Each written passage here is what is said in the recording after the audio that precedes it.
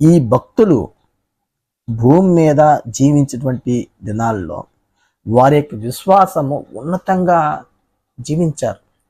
వారు ఏదైతే ఈ లోకంలో ఉన్నటువంటి సంస్కృతి, ఈ లోక ప్రజల యొక్క ప్రభావము, ఈ లోకములో వారి యొక్క మనుగడంతే కూడా ఈ జీవన సంబంధమైన వాటిలో చిక్కుకోకుండా విశ్వాసాన్ని కొనసాగించారంటే వారు దేవుణ్ణి ఎంతగా ప్రేమించారో చూడండి.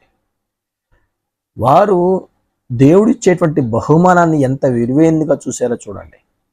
అది గొప్ప జీవితం.